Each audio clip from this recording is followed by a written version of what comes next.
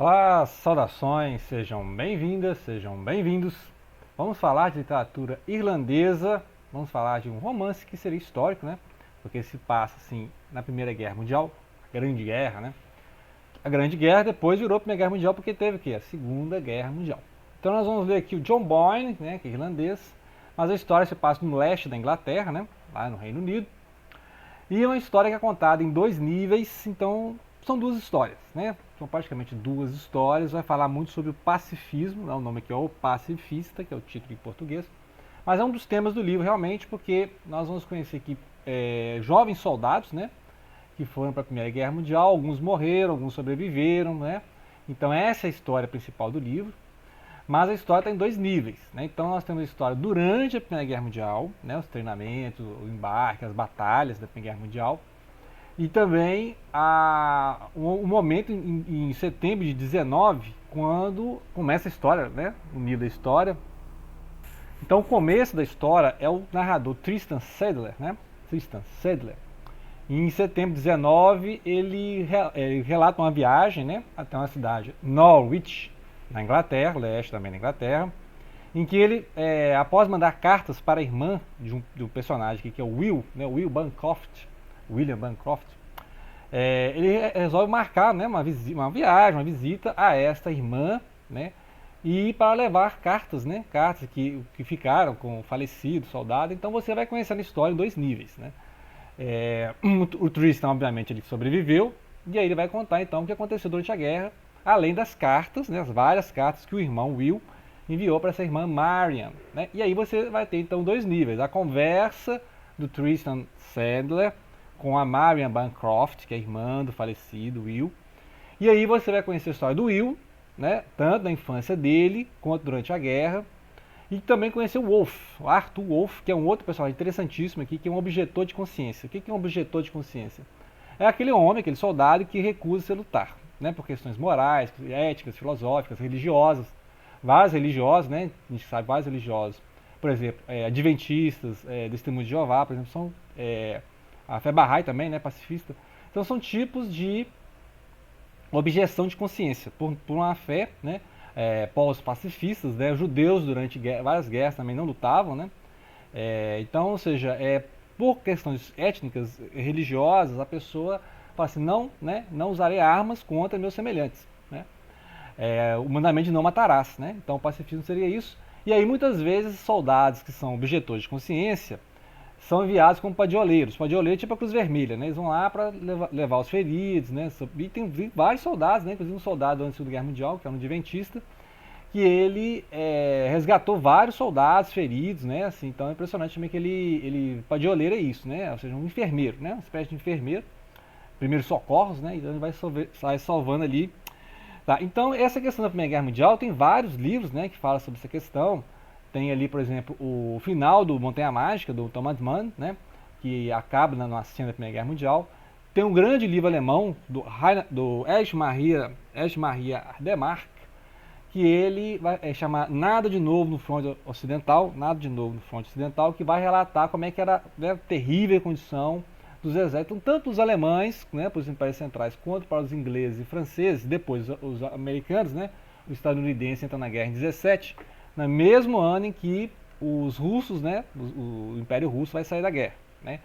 Então, essas condições, né, aquelas trincheiras, aquela lama, então tem várias cenas aqui que realmente é pesado, não é um romance por você passar tempo, não é um entretenimento, porque o tema que é pesado é a guerra, a sobrevivência, que é lidar com a sobrevivência, né? Várias pessoas que fizeram amizade durante a guerra e os amigos morreram, vários que eram noivos, né, e voltam para casa, aliás, não voltaram para casa e as noivas ficaram lá esperando. Então, assim, é um romance muito triste que mostra como é que a Primeira Guerra Mundial impactou, né? Basta ler lá algumas obras do Marcel Proust, que fala sobre a guerra. Então, a parte final do Em Busca do Tempo Perdido fala da guerra. Então, vários soldados franceses, vários oficiais morreram.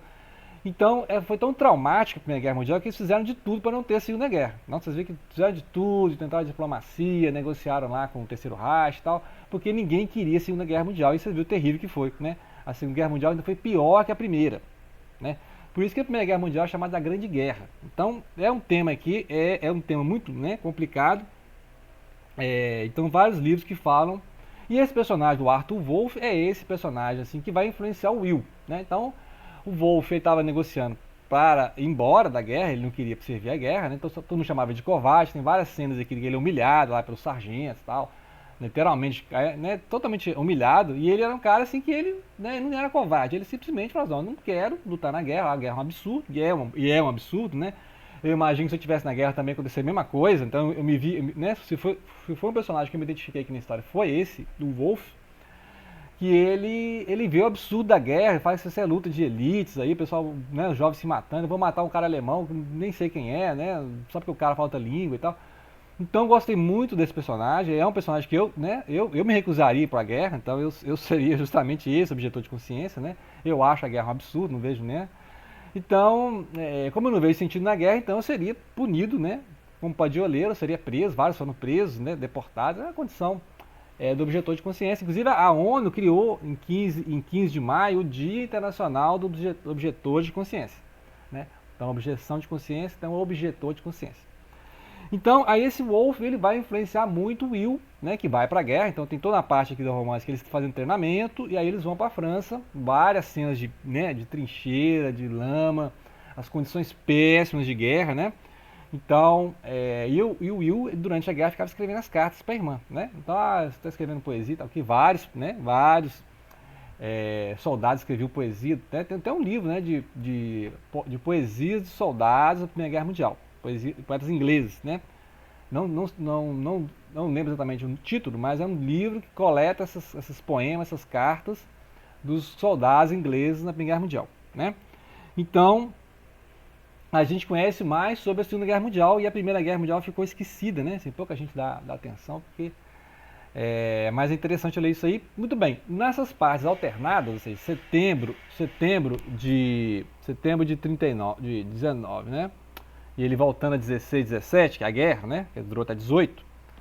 Você conhece mais sobre a infância do Will, né? Então, ele está contando a história das conversas, né? Do Tristan com a Marian, né? Que é a irmã do Will. E aí você conhece a infância do Will, que o Will tinha uma noiva, né? Fala que escrevia uma carta pra noiva e tal. Quem que é essa noiva? E aí você vai ao mesmo tempo, né? Alternada a narrativa, né? Então você tem uma cena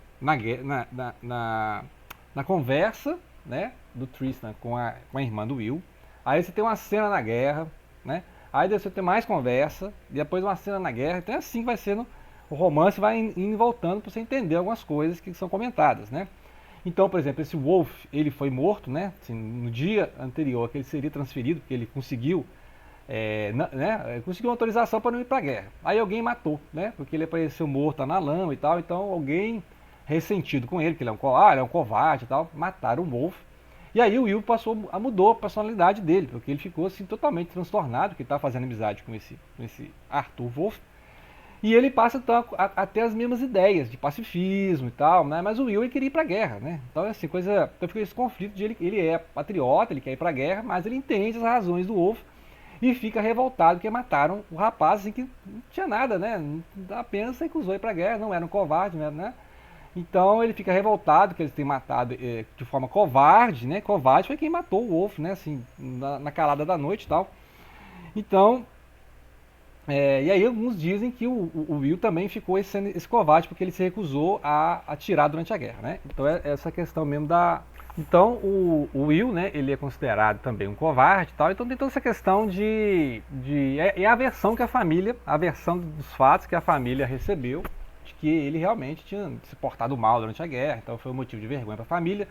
E aí você vai ver, né, a figura do Tristan, né, Tristan Sadler, explicando que não, que, né, há um ruído da comunicação aí. E aí você vai conhecer mais sobre a família do soldado que morreu, né? Então, ou seja, você conhece níveis, né? Então a pessoa que foi para a guerra, quem foi para a guerra. E também os sentimentos do narrador, né? Porque você vê que tem um motivo do narrador, por exemplo, ele foi lá realmente entregar as cartas, né, para a irmã e tal, mas você vê que tem todo o sentimento do narrador para entender o contexto, né, desse Will. E aí na narrativa, ao longo da narrativa, você percebe alguns fatos, né, que você percebe que houve realmente uma afeição, né? Houve uma ligação afetiva, né, praticamente um homoerótico, podemos dizer assim, entre os personagens. né? Então tem esse teor aí que se entende por que essa preocupação, por que essa ligação, que realmente aconteceu durante a guerra, né? Então todos esses fatos aconteceram durante a guerra, assim como eu falei, né? Essa questão da objeção de consciência, existindo vários soldados, realmente isso é histórico. Essa questão também de ligação entre soldados, né? Tanto afetiva como amorosa, porque você está na guerra, né? Se você deixou esposas, noivas, família, então você está ali no horror da guerra, então você acaba ligando efetivamente com algumas pessoas, né? Que várias guerras, né? Tem esses relatos dessa relação entre os soldados. Então, compreensível, né? Não é o núcleo da história do livro, mas mostra por que tem algumas preocupações. E, por exemplo, em algum momento que ele vai entregar as cartas para a irmã, né? Ele sente assim que ele gostaria, né? De ter lido, que ele fala que não leu, né? Não leu as cartas. E gostaria também de ler as cartas que a família recebeu. Então ele mostra assim que, né, uma certa curiosidade de saber inclusive o que o Will falava sobre ele, né, o Tristan, para a família, né, que ele escrevia, porque ele escrevia muitas cartas, né, e o Tristan fala que ele não escrevia. No final da história você vê que a história corre, né, vou dar um resumão geral, que você vai ler o livro, obviamente, a história corre e você vê que o Tristan virou um autor famoso, né, um autor famoso, e aí ele passa a escrever, só que o que ele escreve, ele evita falar sobre a guerra, né? Então as pessoas falam, você foi na guerra, né? Lá no final da história, ele está com uns 80 anos já, né? A história corre e tal, lá no final, né? Lá na época do Thatcher, né? Nos anos 70, ele já está com uns 80 anos, e aí é tipo assim, aquele sobrevivente da Primeira Guerra, né? Então recebe medalhas e tal, ele é um escritor famoso e tal. Então é outra época e ele fala assim, eu evitei falar da Primeira Guerra, então várias pessoas ficaram traumatizadas e não escreveram sobre a Primeira Guerra, né? Então existe um livro do Benjamin, um artigo do Walter Benjamin, que ele fala disso, de soldados que foram para a guerra e não conseguiram relatar, né? Então na verdade eles é como se deu um bloqueio de memória, de lembrança, por causa do horror, né? O horror é tão difícil de digerir que você assim... E várias pessoas da Segunda Guerra também, né? Depois tem os testemunhos, né? Da Segunda Guerra Mundial, que várias pessoas depois que conseguiram, depois assim, de 30, 40 anos, conseguiram escrever alguma coisa sobre isso, né? Depois nós vamos ler livros sobre esses testemunhos da Segunda Guerra Mundial, né? Vários sobreviventes e tal. Muito bem, então ele vai narrando nesses idas e voltas, você vai entender o que aconteceu lá entre esses dois amigos, né? O que aconteceu, o que foi relatado para a família, e ao mesmo tempo essa relação, né, dessa conversa e esses mal entendidos entre o Tristan e a Marian, né? E aí aparecem outros personagens na história, né? Tipo assim, aparece um cara aqui que eu não sei se é esposa, a gente não sabe se é um esposo, um noivo da Marian, e fica lá brigando, né? Como se fosse o dono dela, assim, aí ela vê esse cidadão observa ela conversando vários momentos com o Tristan, e eles estão sempre conversando sobre o Will, né? Eles não conversam muito sobre eles, né? Eles têm dificuldade, até assim, horas tratam informalmente, né? É interessante essas conversas do Tristan com a Marian, né? Fica aquele negócio assim meio, ele mesmo fala, né? Que ele não entende o que pode falar, porque não sabe se vai ofender ou não, né? Sabe aquelas pessoas assim que se conhecem por via de outro, né? Ou seja, a única ligação que existe entre os dois é o fato dela ser irmão do Will, que ele conheceu durante a guerra. Então ele não sabe nada sobre a família, ele não sabe que posso falar uma coisa aqui que vai ofender, então ele fica, sabe quando você conversa com a pessoa assim, você não sabe o que você pode falar, então horas são informal, horas são formais, né? E sabe como é que o inglês né? O inglês é um povo até muito formal. Então fica sempre aquela apreensão e mal entendidos vão surgindo na conversa, então, né, você tem que ler pra você ver, interessante como é que ele faz isso, né? Assim, é uma conversa, mas fica sempre tensa, né? Porque a imagem que ela tem do irmão é diferente da imagem que ele viu do irmão na guerra, por exemplo, né? Então eles ficam assim, será que nós estamos falando da mesma pessoa? Né? Fora que o Will, né, esse William Bancroft, ele mudou mentalmente, né? Aquele jovem, né, patriota lá, e depois da morte do Arthur Wolff, que aí ele vai ficar meio pacifista também, né? Então essa questão do pacifismo é interessante, que é o assunto do livro, e vai mostrar como é que toda a geração foi doutrinada, criada, treinada para odiar o outro, né? Então ingleses, franceses foram treinados para odiar os alemães, alemães que foram doutrinados para odiar os franceses e ingleses. Então mostra como é que é criada, o que é a guerra, né? O que é a guerra? Então esse absurdo, né? Absurdo humano de pessoas matarem a outra por causa de nacionalidade, interesses econômicos, língua diferente, né?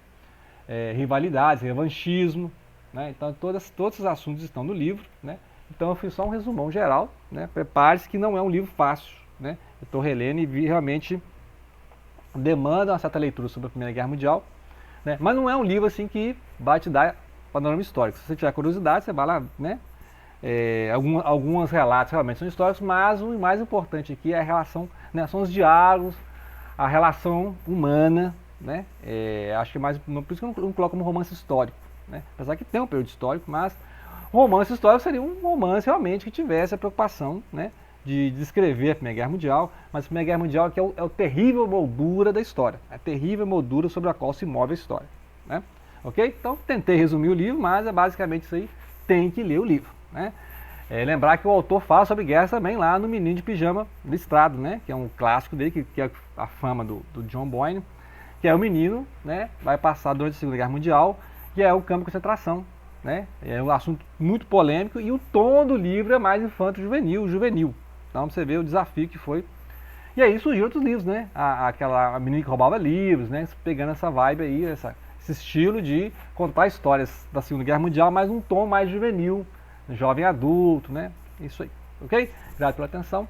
Não deixem de compartilhar.